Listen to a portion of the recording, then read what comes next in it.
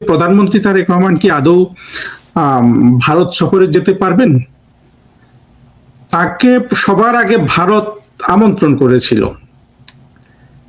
কিন্তু তিনি ভারতে না গিয়ে মালয়েশিয়া হয়ে চীনে গেলেন এবং চীনের সাথে যে ধরনের পাবলিক ডিপ্লোমেসি হচ্ছে, চীনের কমিউনিস্ট পার্টির সাথে বিএনপি একটা সমঝোতা স্মারক সই করেছে আজকে, এবং চীনে তার ভিজিটে যে ভিজিবিলিটি দেখা যাচ্ছে, এইটা কিন্তু ভারত মার্কিন যুক্তরাষ্ট্র তারা আবার ভালোভাবে পরীক্ষা নিরীক্ষা করবে। আওয়ামী লীগ যখন ক্ষমতায় ছিল, বিএনপি যখন বাইরে ছিল, ক্ষমতার বাইরে, তখন আসলে তাদের ফেসবুক, ইউটিউব বা তাদের এগুলো কিছুই ছিল না, এখানে কোনো উপস্থিতি ছিল না তেমন। সেই তুলনায় বর্তমানে ক্ষমতার বাইরে থাকা আওয়ামী লীগের সোশ্যাল মিডিয়াতে যে উপস্থিতি, এইটাকে কিন্তু আপনি, হ্যাঁ, এখানে সমালোচনা করার জায়গা থাকতে পারে, কিন্তু এইটা একেবারে কম নয়। কিন্তু এটার গুরুত্ব, মানে এটাকে আপনার প্রশংসা করা যেতে পারে।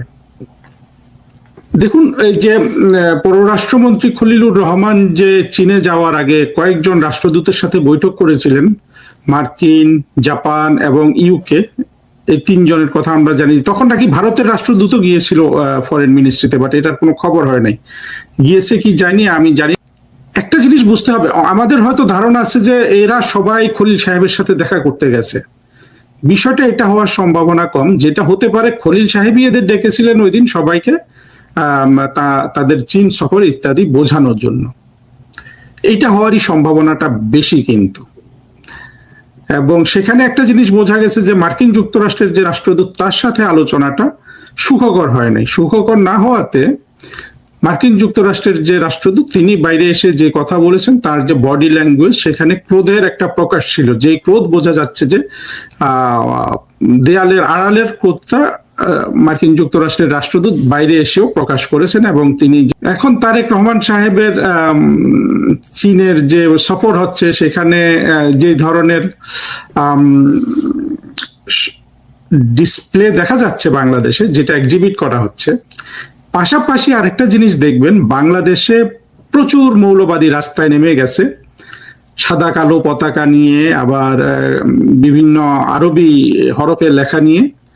তারা ক্রমাগত কিন্তু ভারতের বিরুদ্ধে বিষোদ্গার করে যাচ্ছে। যে জাহেদ কূটনৈতিক পাসপোর্ট নিয়ে এসেছেন, সার্কিট স্টিকার নিয়ে এসেছেন, তাকে প্রবেশের অধিকার দেওয়া হয়েছিল, তিনি প্রবেশ না করে ফিরে গেছেন। এবং জাহেদ এসে বললেন যে তিনি প্রতিবাদ করেছেন, তাকে অপমান করা হয়েছে।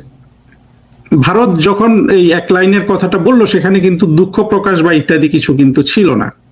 আবার বাংলাদেশের ফরেন মিনিস্ট্রি স্বভাবতই তারা বলেছে যে তারা এই জবাবে খুশি নয়। খুশি হওয়ার কোনো কারণই নেই। এরকম অপদস্থ করার পরে এবং ছেলে মানুষের মতো হইচই করলে সেটার খুব ভালো জবাব ভারত থেকে পাবে, এটা আশা করার যেমন কারণ নাই, আবার এটাকে দুঃখজনক ইত্যাদি বলা ছাড়াও আসলে বাংলাদেশ সরকারের কোনো কারণ নাই। তো এই অবস্থায় তারেক রহমান যদি এখন ভারত ভ্রমণ করতে চান, ভারত রাষ্ট্র তো সাধারণত তারাও খুব সংবেদনশীল এসব ব্যাপারে, যে প্রথম দাওয়াত করা রাষ্ট্র অনেক উষ্ণতা দেখিয়েছিলেন। ভারতের পররাষ্ট্রমন্ত্রী তারেক রহমানের আম্মার দাফনের সময় এসেছিলেন।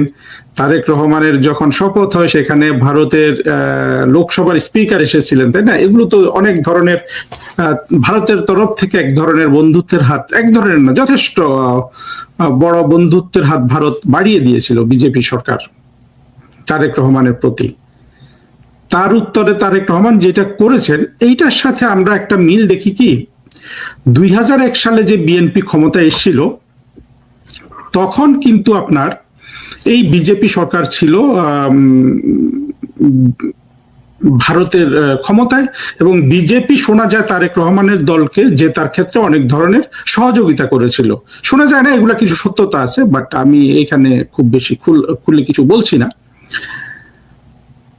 তখন একটা ধারণা করা হতো, বিজেপির এই মনস্তত্ত্ব ছিল যে যেহেতু বাংলাদেশের আওয়ামী লীগের সাথে কংগ্রেসের একটা ঐতিহাসিক বন্ধুত্বপূর্ণ সম্পর্ক রয়েছে, মুক্তিযুদ্ধে যেহেতু কংগ্রেসের সরকার, বাংলাদেশের মুক্তিযুদ্ধে ভারতের যে সহযোগিতা, সেগুলোর উপর ভিত্তি করে বিজেপি ভেবেছিল যে যেহেতু কংগ্রেস বিজেপির প্রতিদ্বন্দ্বী, তারা তারেক রহমানের সাথে অর্থাৎ বিএনপির সাথে সখ্য করবে, এই ধরনের একটা মনস্তত্ত্ব বিজেপির উপর কাজ করেছিল। সেই জন্য বিজেপি তখন 2001 সালে চেয়েছিল যে বিএনপি ক্ষমতায় আসুক।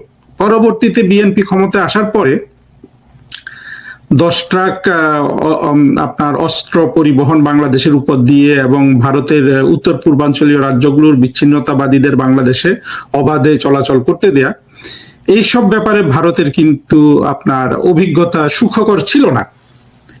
ঠিক একইভাবে 2026-এও বিজেপি সরকার ক্ষমতায় নরেন্দ্র মোদীর উষ্ণতা দেখিয়েছে তারেক রহমান, এবং তারেক রহমান বলেছেন যে তার বাংলাদেশে আসার ক্ষেত্রে তার উপর নির্ভর করে না, যেটা আসলে উনি ভারতকেই মিন করেছেন। কারণ হলো যে তারেক রহমান এসে বাংলাদেশের ক্ষমতা গ্রহণ করবেন, এটার জন্য তো মার্কিন যুক্তরাষ্ট্র এক পায়ে দাঁড়ানো ছিল, কারণ তারা মার্কিন যুক্তরাষ্ট্র, বিএনপি, জামাত এবং বাংলাদেশের সব স্বাধীনতা বিরোধী 2024-এ যে জুলাই চরমপন্থার উত্থান হয়েছিল সেখানে তারা সবাই কোয়ালিশন ছিল।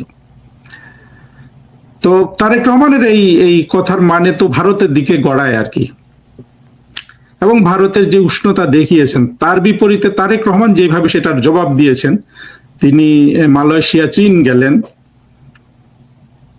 এই অবস্থায় যদি তারেক রহমানের সাথে ইতিমধ্যে ভারতের কোনো পর্দার আড়ালে বোঝাপড়া না থাকে, ভালো বোঝাপড়া না থাকে, তাহলে আমার মনে হয় তারেক রহমানের জন্য হয়তো বা তিনি যদি 5 বছর ক্ষমতায় থাকেন, সেটার সম্ভাবনা খুবই কম যেভাবে সবকিছু গড়াচ্ছে, কিন্তু তিনি যদি ক্ষমতার মেয়াদ পূর্ণও করেন, আমার মনে হচ্ছে ইতিমধ্যে যদি কোনো বোঝাপড়া না থাকে, তাহলে এই মেয়াদে তারেক রহমানের হয়তো বা আর ভারত সফর হবে না।